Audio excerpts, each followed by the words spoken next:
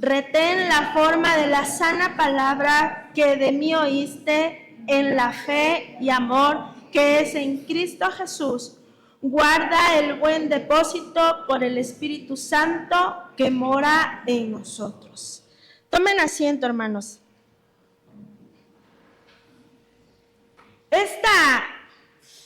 Esta carta es la segunda que escribe el apóstol Pablo a Timoteo, y de una forma ya más íntima, más personal. Esta es la segunda vez que él es encarcelado. Él estuvo ya prisionero en Roma, primero, pues bueno, en cierta forma con libertades en su casa, pero ahora en esta ocasión era una prisión en la que él estaba seguro y cierto de que iba a morir. Y esto él lo va a ir relatando. Se cree que esto más o menos se sitúa en el año 66 o 67, en la época de Nerón. Hubo un incendio y culparon a los cristianos, entonces tomaron prisionero a Pablo y lo tenían cautivo con cadenas. Si nosotros vemos el verso, en el verso número 16 dice: tenga el Señor misericordia de la casa de Onesíforo, porque muchas veces me confortó y no se avergonzó de mis cadenas. Pablo estaba en una situación diferente, tratado como un malhechor, dice en el capítulo 2, verso 9, en el cual sufro penalidades hasta prisiones a modo de malhechor. Era un momento en el que él estaba viviendo una situación difícil, porque era diferente a las otras ocasiones en que él había sido prisionero. Recordamos que él apelaba a que él era ciudadano romano. Sin embargo, en esta ocasión él se sentía como abandonado. Si nosotros nos fijamos en el final de este capítulo, en el verso número 15, dice: ya sabes esto, que me abandonaron todos los que están en Asia. Y hacia finales también de esta carta, él hace esa mención de que él se sentía como abandonado y él estaba esperando esa visita de Timoteo. Imagínese, hermano, cómo se podía sentir al escribir una carta a alguien que consideraba un hijo, pero un hijo espiritual, alguien a quien él apreciaba y que anhelaba verlo. Le dice que anhelaba verlo. Imagine lo que él sentía, y con esa certeza de que él iba a morir. Y esta última es la última epístola. Se cree que aproximadamente un año después él muere. Él es sentenciado y muere. Vamos a comenzar a ver este capítulo. Haciendo un contexto, hermanos, era la situación que estaba viviendo Pablo y cómo Pablo va a comenzar a escribir a Timoteo. Comienza con el saludo. Vamos a ir leyendo poco a poco el capítulo. Dice en el verso 1: Pablo, apóstol de Jesucristo por la voluntad de Dios. Nuevamente él hace alusión a que él fue escogido por Dios para ser apóstol y que fue la voluntad de Dios, dice, según la promesa de la vida que es en Cristo Jesús. Y va dirigida ahora la carta a Timoteo, amado hijo. Timoteo, a quien él veía como ese hijo espiritual, a quien él daba las enseñanzas. Nosotros ya acabamos de ver cómo él le escribía en la primera carta, la enseñanza que le daba. Pero en esta ocasión el apóstol Pablo está dando otra enseñanza, porque la iglesia se encontraba también, había gentiles, había judíos y tenían esa enseñanza que estaban recibiendo acerca de Diana, contaminando al pueblo. Entonces, él va a comenzar a escribir a un pueblo que tenía la mente contaminada por las malas enseñanzas y la mala doctrina. Y dice: y paz de Dios Padre y de Jesucristo nuestro Señor. Doy gracias a Dios, al cual sirvo desde mis mayores con limpia conciencia, de que sin cesar me acuerdo de ti en mis oraciones noche y día, deseando verte al acordarme de tus lágrimas para llenarme de gozo. Sin lugar a dudas, Timoteo tenía en sus oraciones presente a Pablo, y dice que él se llenaba de gozo por las lágrimas de Timoteo, porque Timoteo anhelaba confortar también el corazón de Pablo, el corazón que estaba atribulado y que estaba sentenciado, y que él lo sabía. Sin embargo, Timoteo oraba por él y decía: deseo verte, y al acordarme de tus lágrimas, me lleno de gozo. Al acordarme de tus lágrimas.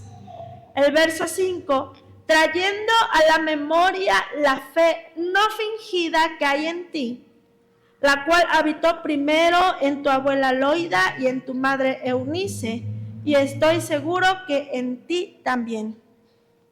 Llama mi atención este verso, hablando acerca de la fe, dice, no fingida.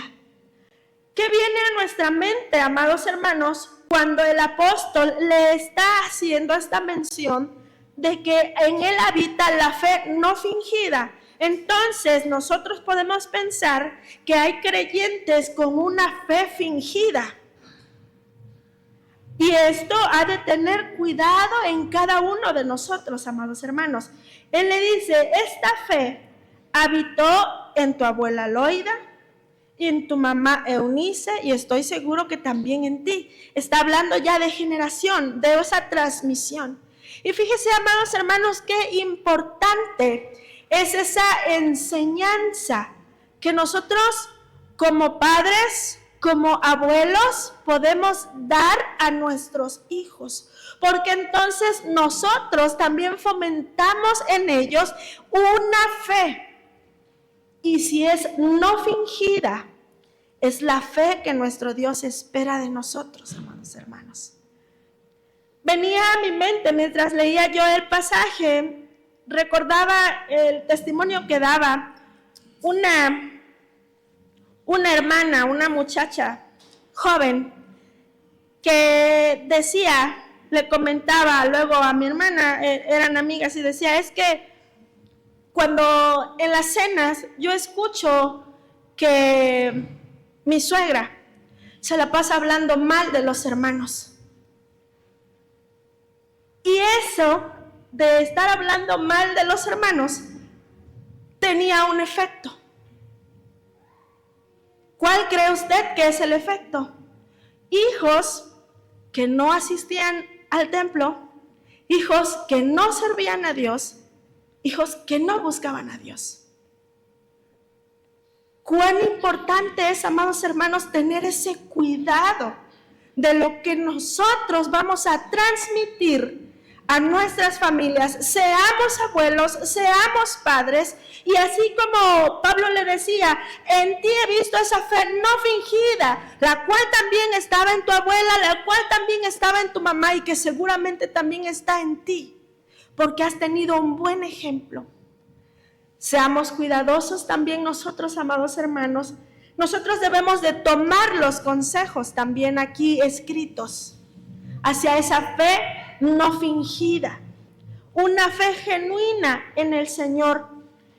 Y dice, continúa diciendo: por lo cual te aconsejo que avives el fuego del don de Dios que está en ti por la imposición de mis manos.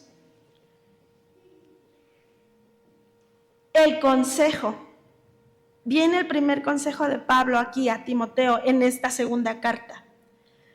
Por lo cual te aconsejo que avives el fuego del don de Dios. Porque le dice, yo sé que tú eres un creyente fiel que tiene una fe que no es fingida. Entonces no te dejes. Recuerde que había un contexto en el que había enseñanzas erróneas. Sin embargo, él le dice, aviva el fuego del don de Dios que está en ti. Amados hermanos, si nosotros lo pensamos en nuestro tiempo, este es un llamado también para cada uno de nosotros. El poder avivar el fuego. ¿Cómo nosotros podemos avivar el fuego? Si usted piensa en una hoguera, cuando hacen fuego y están los leños, cuando los leños se empiezan a quemar y empiezan a arder, están todos juntos y está el fuego creciendo, ¿verdad? Y el fuego se ve fuerte y crece. Pero llega un momento en que si el leño se empieza a quemar y empieza la combustión y empieza a volverse ahí la ceniza, y la parte de la madera que queda un poco retirada porque ya la ceniza comenzó a apagar, el leño que está lejos, si usted ha visto, comienza a apagarse. Se ve rojito, donde todavía queda un poco, pero ya no está ardiendo, ¿verdad? ¿Y qué es necesario hacer? Volverlo a meter al fuego para que vuelva a encender. ¿Qué acciones pueden avivar el fuego en nuestras vidas? Ver televisión, dormir mucho, descansar mucho, distraernos mucho. Probablemente eso no ayuda, ¿verdad, hermanos? Todos nosotros entendemos de una forma u otra, nosotros sabemos qué podemos hacer para mantener este fuego, dice, del don de Dios que está en ti. En este pasaje también se habla acerca de la imposición de manos y cómo Pablo con esa autoridad, dice, mediante la imposición de manos, también hizo que el fuego que había en él, por la gracia de Dios, también fuera en transmisión hacia Timoteo. Cuando oró por él, Pablo seguramente sintió que en Timoteo estuvo esa transmisión del Espíritu, del fuego. Por eso también hay que tener cuidado con la imposición de manos, y siempre a nosotros se nos dice que hay que tener cuidado con la imposición de manos. Y es interesante notar que le dice, aviva el fuego del don de Dios que está en ti por la imposición de mis manos. Pablo sabía que al haber orado por él, un cambio hubo en él, o algo hubo en él que denotó que ese fuego de Dios estaba presente en él. Y le aconsejaba esa necesidad de que él avivara ese fuego, de que él no se dejara, que en medio de las situaciones y las circunstancias que hubiera a su alrededor, él tenía que mantener el fuego de Dios. Dice, porque no nos ha dado Dios espíritu de cobardía, sino de poder, de amor y de dominio propio. Le está recalcando que no debía temer. Dios nos ha dado, dice, espíritu de poder, de amor y de dominio propio. Y ese poder de Dios, amados hermanos, también es puesto en cada uno de nosotros. Y nosotros, yo sé que en muchas ocasiones hemos repetido este texto, ¿verdad? Que no nos ha dado Dios espíritu de cobardía. Y a lo mejor lo utilizamos en situaciones en las que nosotros tenemos temor por circunstancias de la vida, por situaciones que estamos viviendo, pero aquí el no tener miedo, el no tener ese temor, porque él era hijo de Dios y él tenía que mantenerse como hijo de Dios, lleno de ese poder, de ese amor y de ese dominio propio. Y le dice inmediatamente, por tanto, no te avergüences de dar testimonio de nuestro Señor. Y para eso era el no tengas temor. No temas y no te avergüences de dar testimonio. Es interesante, amados hermanos, que como hijos de Dios, nosotros siempre somos vistos por todos.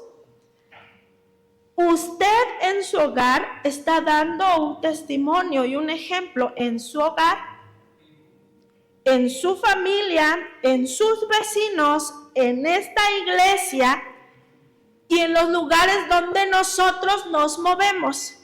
Y a lo mejor usted piensa que tal vez usted no es lo suficientemente importante como para que los demás le den importancia a su vida. Sin embargo, nosotros somos vistos de todos.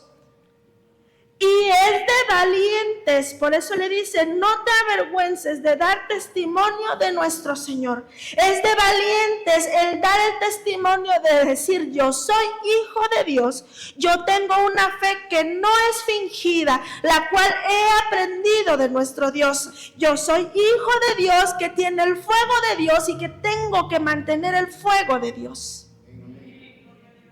A veces, dependiendo las situaciones, es triste y sobre todo, bueno, a veces sucede con los jóvenes.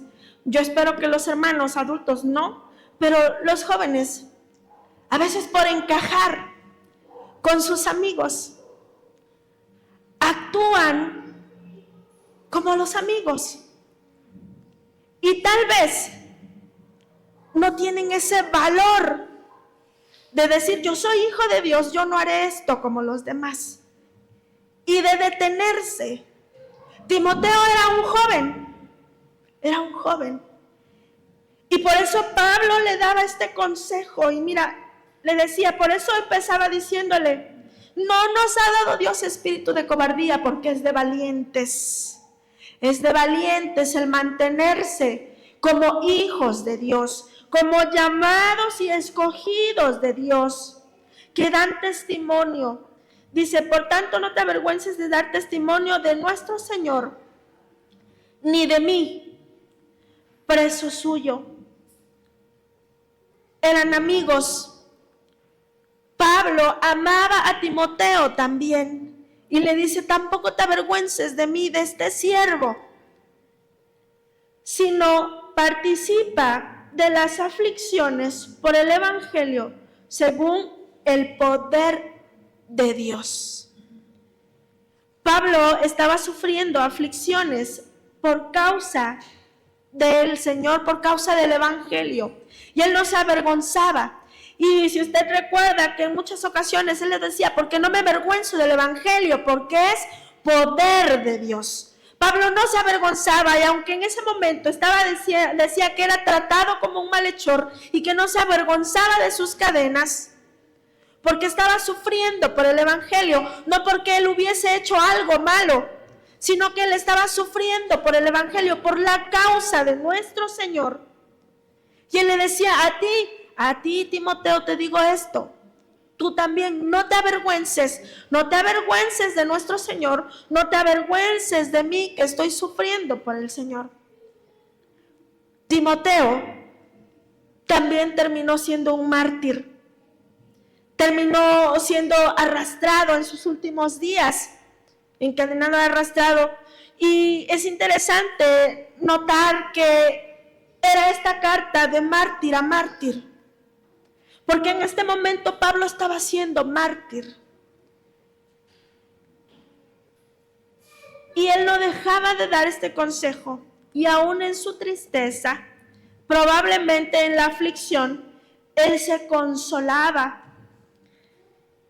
Y le continúa diciendo, hablando del poder de Dios y del Señor Jesucristo, verso 9, dice, quien nos salvó y llamó con llamamiento santo, no conforme a nuestras obras, sino según el propósito suyo y la gracia que nos fue dada en Cristo Jesús antes de los tiempos de los siglos. Le estaba diciendo, mira, nos salvó, nos llamó con llamamiento santo.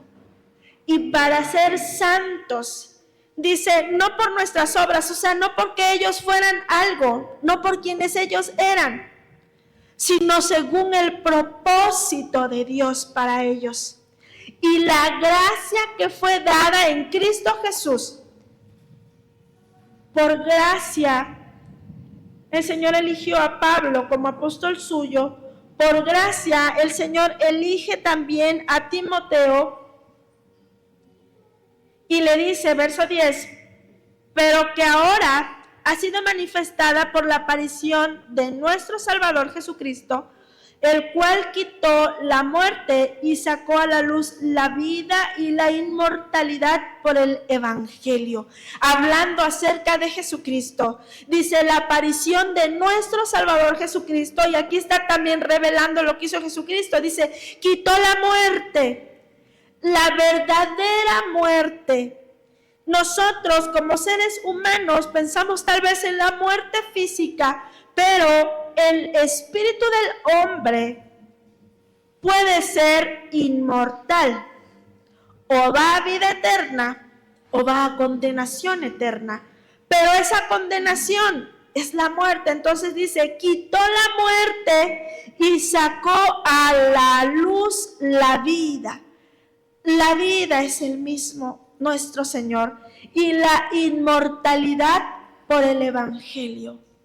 ¿Cómo puede ser un espíritu inmortal? Por el Evangelio de Jesucristo, creyendo en Jesucristo, el cual es la vida, el cual trae la vida y la manifestó.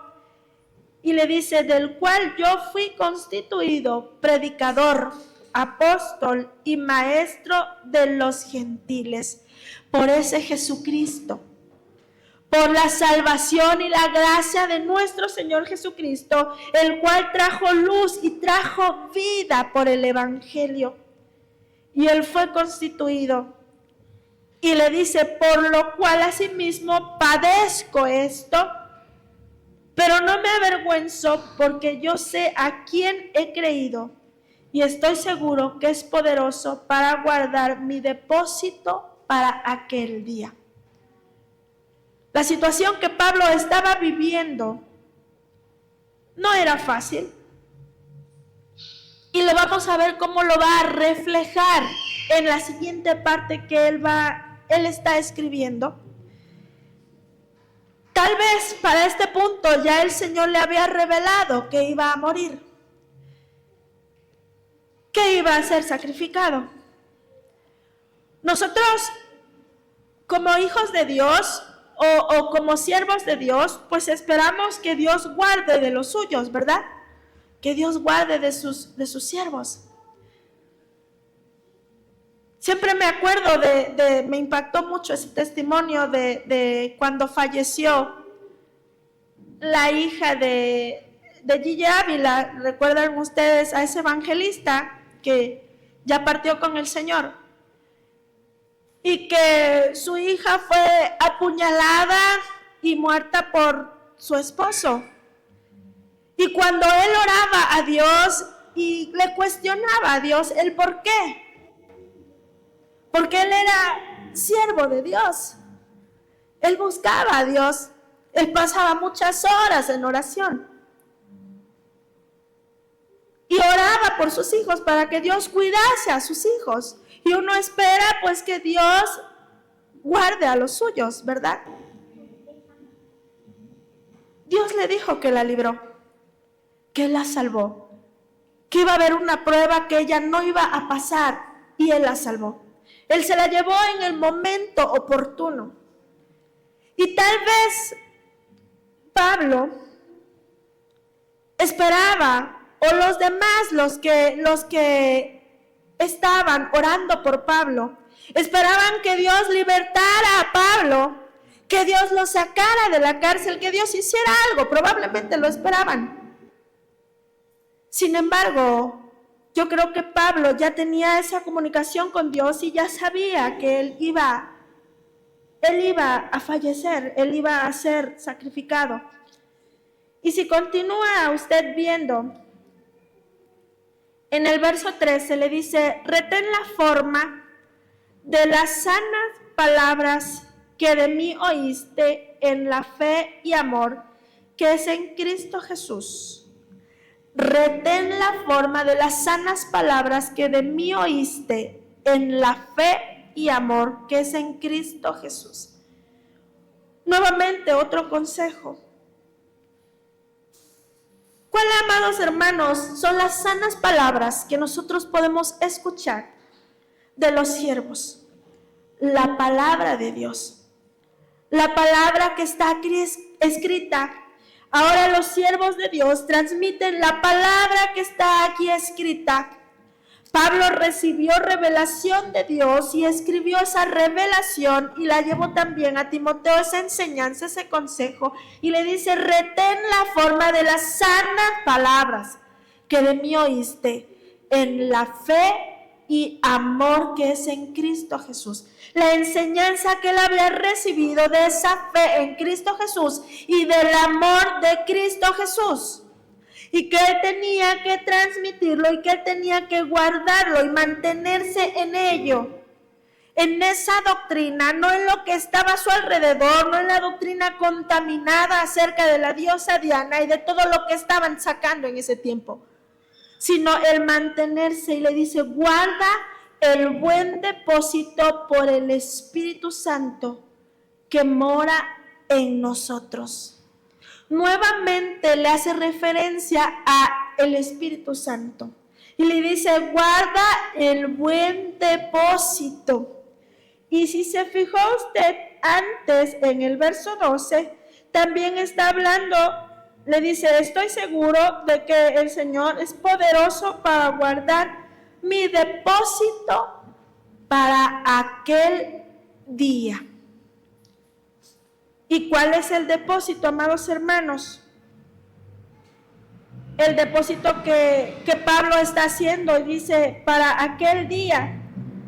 Se refiere a ese día delante del Señor y lo que él ha recibido y lo que él ha guardado en el Señor, toda la enseñanza que recibió del Señor, en la cual se mantuvo, y la enseñanza en la cual él siguió, y le dice: guarda ese buen depósito, todo lo que tú has recibido de parte del Señor por el Espíritu Santo que mora en nosotros, todo lo que el Espíritu Santo estaba depositando en él.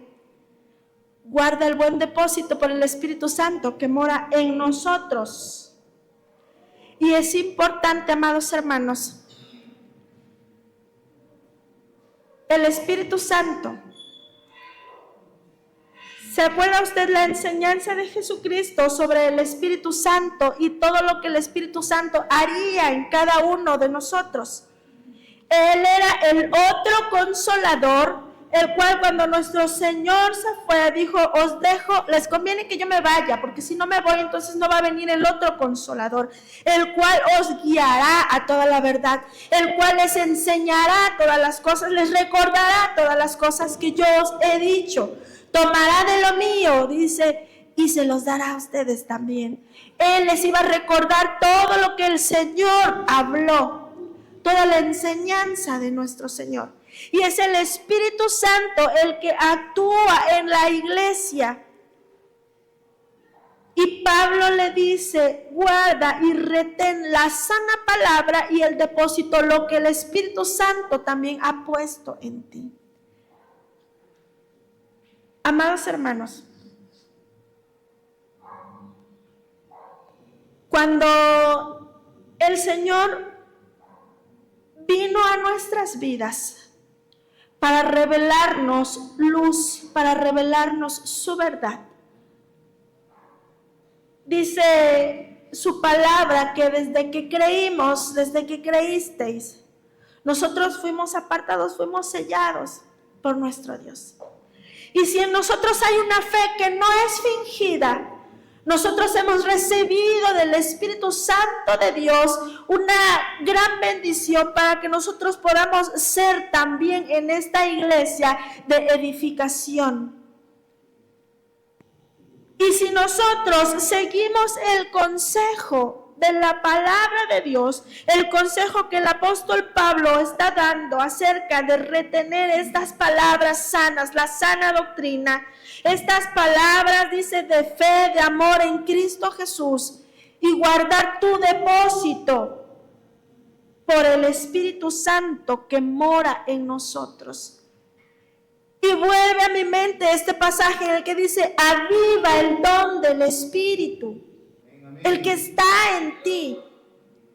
Este es el tiempo, amados hermanos, en el que probablemente nosotros vivimos situaciones tal como Timoteo. En aquel tiempo, ahora también estamos llenos de doctrinas falsas, de doctrinas diversas, como dice su palabra, diversas y extrañas. Y cuántas cosas nosotros podemos ver que son extrañas. Y tal vez no nos corresponde a nosotros juzgar o criticar a los demás, pero sí el retener las sanas palabras que nosotros hemos recibido, las cuales están escritas en este libro. El conocer la sana palabra, la cual te podrá conducir por el camino, ese camino de luz y ese camino de amor que trajo Jesucristo, el cual es verdad. Y lo que el Espíritu Santo hace en nuestras vidas. Permitamos que el Espíritu Santo sea quien nos guíe, que el Espíritu Santo sea quien nos enseñe, que Él nos redarguya. Es el tiempo en el que la iglesia necesita, amados hermanos, poder avanzar hacia donde nuestro Señor quiere. Estamos viendo tantas cosas a nuestro alrededor.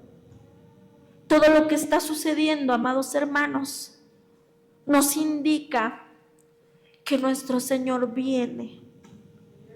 Y nosotros tenemos que retener esas palabras sanas, esa sana enseñanza. Nosotros tenemos que esforzarnos por buscar y guardar el buen depósito por el Espíritu Santo y avivar el fuego de Dios en nuestras vidas, porque el tiempo se termina. Y probablemente tenemos muchas cosas, muchas actividades, muchos afanes, muchas cosas que nos distraen de nuestro objetivo y de nuestra mirada en el Señor. Quizás son pruebas. El apóstol Pablo estaba en medio de pruebas, pero aún así no perdía la visión de lo que quería. Él estaba sufriendo por lo que sabía que iba a suceder en su vida. Sin embargo, no perdía la visión.